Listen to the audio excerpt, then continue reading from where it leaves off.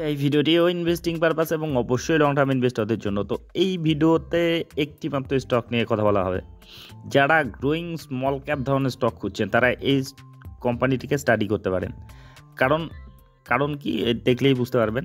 তো যাই হোক, এই ভিডিওতে এই কোম্পানির যে ফান্ডামেন্টাল ফিনান্সিয়াল সব কিছু তো দেখে নেব। তার মধ্যে এর যে Q2 এর ফিনান্সিয়াল রেজাল্টটাও বেরিয়েছে, সেটাও কিন্তু দুর্দান্ত এসেছে, সেটাও দেখে নেব। তো মোট কথা, তার যে বিজনেস ফান্ডামেন্টাল ফিনান্সিয়াল মানে যেগুলো দেখতে হয় লং টার্ম ইনভেস্টমেন্টের ক্ষেত্রে, তো সেগুলো দেখে নেব। আর দেখলেই একটা ধারণা আসবে এই কোম্পানির যে সম্বন্ধে, এবং সিদ্ধান্ত নিতে সুবিধা হবে যে এই কোম্পানিটিকে লং টার্মের জন্য পোর্টফোলিওতে অ্যাড করা যায় কিনা। তো যাই হোক, চলে আসি কোম্পানিটির পরিচয়ে। তো যে কোম্পানিটি নিয়ে কথা হচ্ছে সেটা হচ্ছে সিস্টেমেটিক্স কর্পোরেট সার্ভিস লিমিটেড। তো এই কোম্পানিটি কিসে বিজনেস করে? এরা বিভিন্ন ধরনের যে ফিনান্সিয়াল সার্ভিস যেটা প্রোভাইড করে আর কি, কর্পোরেট সার্ভিস লিমিটেড 1985 সাল থেকে এরা ব্যবসা করছে। এরা ইনভেস্টমেন্ট ম্যানেজমেন্ট নিয়ে কাজ করে, মানে মার্কেটে, শেয়ার বাজারে বা ওভারঅল বিভিন্ন মার্কেটে তারা ইনভেস্টমেন্টের অ্যাডভাইস প্রোভাইড করে, অ্যাডভাইজারি প্রোভাইড করে। তারপরে ফিনান্সিয়াল মার্কেট নিয়ে কাজ করে, যেটা নিয়ে আমরা আর কি কথা বলি, তা ইনভেস্টমেন্ট সলিউশন প্রোভাইড করে, এরকম করে।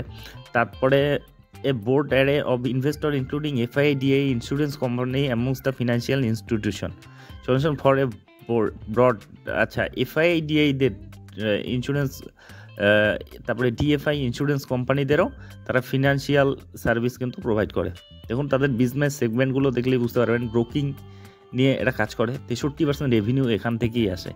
63% মতো রেভিনিউ এখান থেকে আসে, 63%। The company institutional broking business provides offering cash derivative segment to domestic and foreign institution. আচ্ছা, ব্রোকিং বিজনেস করে এই FIDA-দের জন্য ডেরিভেটিভ এবং ক্যাশ সেগমেন্টেও। It has an active clientele of 240 institutional clientele including HDFC mutual fund, UTI mutual fund, IDFC mutual fund. এইসব বড় বড় কোম্পানিও কিন্তু এদের ক্লায়েন্ট রয়েছে। তো ক্যাশ মার্কেটেও কাজ করে, ডেরিভেটিভ মার্কেটেও কিন্তু এরা কাজ করে। তারপরে এটা একটা সেগমেন্ট গেল ব্রোকিং। তারপরে মার্চেন্ট ব্যাঙ্কিং এবং ইনভেস্টমেন্ট ব্যাঙ্কিং নিয়েও এরা কাজ করে, যেখানে 33% মতো এদের রেভিনিউ আসে। তো the company assist medium size companies capital raising, আচ্ছা, ফিনান্সিং, ডিল স্ট্রাকচার এক্সেট্রা, এসব নিয়ে তারা সার্ভিস প্রোভাইড করে। It also provide equity capital market offering IPO right issues, আচ্ছা, এগুলো নিয়ে এরা আর কি বিভিন্ন ধরনের তাদের মতামত দেয় আর কি, তারা সাহায্য করে আর কি, হেল্প করে, কোনটা ভালো মন্দ এসব নিয়ে কথা বলে। তো যাই হোক, এটা একটা সেগমেন্ট তাদের গেল, যেখান থেকে 33% মতো রেভিনিউ আসে। তারপরে ফিনান্সিং এবং আদার অ্যাক্টিভিটিস, সেখান থেকেও 4% মতো তাদের রেভিনিউ আসে, যেখানে ওয়েলথ ম্যানেজমেন্ট করে, তারপরে পোর্টফোলিও ম্যানেজমেন্ট সার্ভিস তারা প্রদান করে, ফিনান্সিংয়ের কাজ করে। তো এরকম আর কি, তারা মার্কেটে বিভিন্ন ধরনের সার্ভিস তারা প্রোভাইড করে। বিশেষ করে বলা যায় যে এই যে শেয়ার বাজার বা মিউচুয়াল ফান্ড এসব নিয়ে তারা অ্যাডভাইজারি প্রদান করে, তারপরে অ্যাডভাইস প্রদান করে আর কি। তারপরে আপনার এই সেগমেন্টগুলোতে তারা ম্যানেজও করে, যে আপনার টাকা নিয়ে আপনাকে একটা রিটার্ন দেবে আর কি, সেরকম তাদের সঙ্গে ডিল থাকে। সেই রিটার্ন থেকে তারা তাদের পার্সেন্টেজ কেটে নেয়, এভাবে তারা ইনকাম করে। তো বুঝতে পারলেন এদের বিজনেস স্ট্রাকচারটা, বিজনেস কি করে। আচ্ছা, এদের ক্লায়েন্ট বেস যদি দেখেন, 40,000-এর ওপর রেজিস্টার ক্লায়েন্ট রয়েছে। FIDA insurance company, bank, treasuries, corporators, এরকম বড় বড় ক্লায়েন্ট 40,000-এর ওপর রেজিস্টার রয়েছে।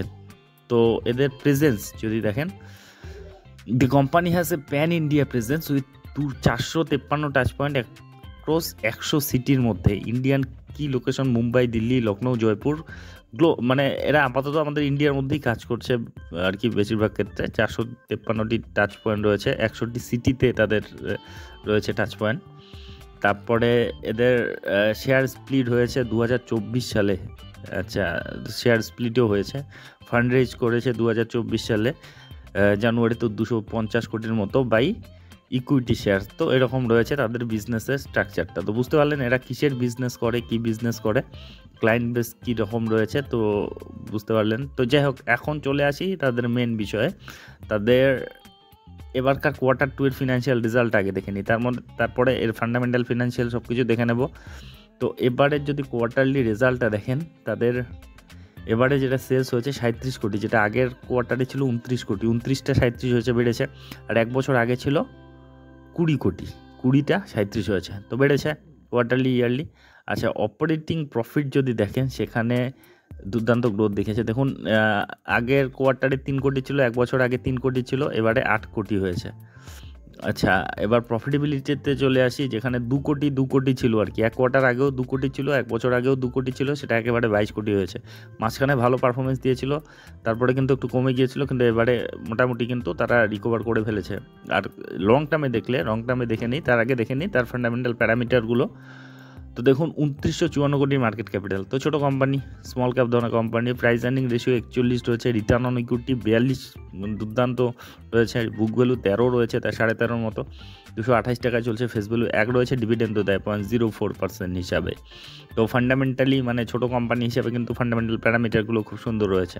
আচ্ছা, এখন লং টার্মের হিসেবে দেখে নিই তারা কেমন গ্রো করছে। 2020-তে তাদের সেলস হতো 51 কোটি, তারপরে বছর 55 কোটি, তারপরে বছর 89 কোটি, তারপরে বছর 73, তারপরে বছর 146, 167। কনসিস্টেন্ট গ্রোথ দেখা যাচ্ছে তাদের বিজনেসে, কনসিস্টেন্টলি গ্রোথ করছে তারা। আচ্ছা, প্রফিটেবিলিটিতে চলে যাই। দেখুন 2020-তে তারা লসে ছিল, 4 কোটি লসে ছিল, তারপরে রিকভার করলো 1 কোটি, প্রফিট করলো 2021-এ, তারপরে দেখুন 18 কোটি, 5 কোটি, 53 কোটি, এবারে 71 কোটি। তার মানে গ্রোথ কিন্তু রয়েছে। আপনি যদি হিসাবগুলো দেখেন, দেখুন গত 3 বছরে 38% সেলস গ্রোথ আর 243% কম্পাউন্ডিং প্রফিট গ্রোথ দেখিয়েছে। মানে কি দুর্দান্ত তারা গ্রোথ দেখিয়েছে তাদের সেলস এবং প্রফিটেবিলিটির মধ্যে। আর আপনি যদি লং টার্মের হিসেবে দেখেন, তখন 10 বছরে 14% কম্পাউন্ডিং সেলস গ্রোথ, 5 বছরে 21% কম্পাউন্ডিং সেলস গ্রোথ, 3 বছরে 38% কম্পাউন্ডিং সেলস গ্রোথ, গত বছর 123% কম্পাউন্ডিং সেলস গ্রোথ। মানে তারা বাড়াচ্ছে দিন দিন, কিন্তু তাদের সেলস বাড়াচ্ছে, মানে ব্যবসা বাড়াচ্ছে, সঙ্গে প্রফিটেবিলিটিও কিন্তু তারা বাড়াচ্ছে। দেখুন গত 10 বছর ছড়ে 39% হিসাবে কনসিস্টেন্টলি তারা প্রফিট দেখিয়েছে প্রত্যেক বছর। 5 বছরে 80% হিসাবে কম্পাউন্ডিং প্রফিট গ্রোথ দেখিয়েছে, 3 বছরে 243%, গত বছর 515%। মানে কি দুর্দান্ত গতি রয়েছে। সেই অনুযায়ী তাদের স্টক প্রাইসেও কিন্তু দুর্দান্ত গতি এসেছে। আপনি যদি দেখেন গত 5 বছরে 122% কম্পাউন্ড মানে স্টক প্রাইস সিএজিআর 122% হিসাবে প্রত্যেক বছর বেড়েছে। মানে ভাবতে পারছেন কী হারে গতি দিয়েছে। গত বছর 346% রিটার্ন দিয়েছে, আর রিটার্ন অন ইকুইটির মধ্যেও কিন্তু সুন্দর গ্রোথ রয়েছে। তো ডেটাগুলো দেখলেই বোঝা যাচ্ছে যে দুর্দান্ত কিন্তু গতির মধ্যে হয়েছে, মানে রকেটের গতিতে বাড়ছে তারা। তো যাই হোক, এই কোম্পানির যদি ব্যালেন্স শিটটাতে দেখে নিই, 162 কোটি রিজার্ভ রয়েছে, সেটাও কনসিস্টেন্টলি গ্রো করছে। 2020-তে ছিল 62 কোটি, 64, 82, 86, 139, 162 কোটি। আর ঋণ 29 কোটি রয়েছে, খুব সামান্যই ঋণ রয়েছে, সেটাও দেখিনি। লং টার্মে কি শর্ট টার্মে, দেখুন লং টার্মে শর্ট টার্মে কোনো ঋণ নেই, কোনো ঋণই নেই শর্ট টার্মে, এটা আদারের মধ্যে রয়েছে। তো প্রচণ্ড স্ট্রং একটা ব্যালেন্স শিটও রয়েছে।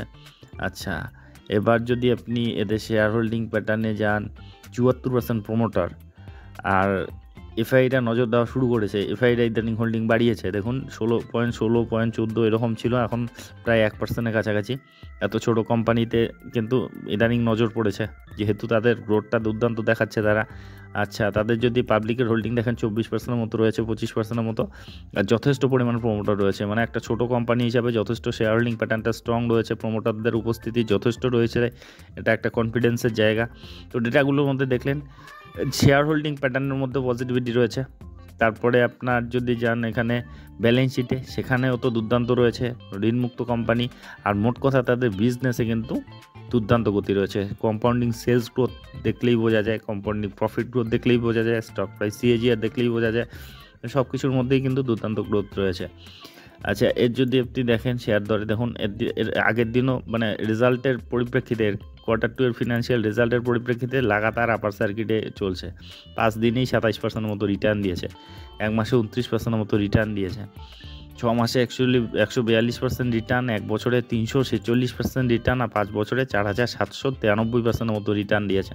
তার মানে দুর্দান্ত গ্রোয়িং একটা স্টক, কিন্তু একেবারেই পিকে রয়েছে। এখন তো ঢোকাটাই মুশকিল হয়ে গিয়েছে, কারণ প্রত্যেক দিনই আপার সার্কিটে মানে বেচার লোক নেই, সব কেনার লোক। 227 টাকায় বর্তমানে চলছে।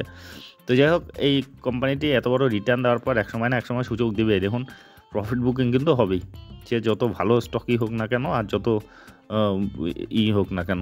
তো যাই হোক, এই কোম্পানিটিকে কিন্তু স্টাডি করতে পারেন। যারা স্মল ক্যাপ ধরনের কোম্পানি খুঁজছেন, গ্রোয়িং স্টক খুঁজছেন, তারা এই কোম্পানিটিকে স্টাডি করতে পারেন। তো এই কোম্পানিটির পরিচয় নিয়ে এই ভিডিওটি ছিল। তো এ ধরনের ভিডিও যদি আপনাদের উপকারে লেগে থাকে তবে অবশ্যই চ্যানেলটি সাবস্ক্রাইব করে রাখবেন। আর একটা বিষয় অবশ্যই, এগুলো কিন্তু কোনো ধরনের বাই বা সেলের রিকমেন্ডেশন নয়, এগুলো জাস্ট স্টাডি পারপাসে থাকে, ইনফরমেশন প্রোভাইডের উদ্দেশ্যেই থাকে। আর আমি কোনো শেয়ার বাজারের বিশেষজ্ঞ নই কিংবা সেবি রেজিস্টার্ড অ্যানালিস্টও নই। আমি যা দেখছি, শিখছি, অনুভব করছি, সেগুলোই আপনাদের সঙ্গে শেয়ার করছি।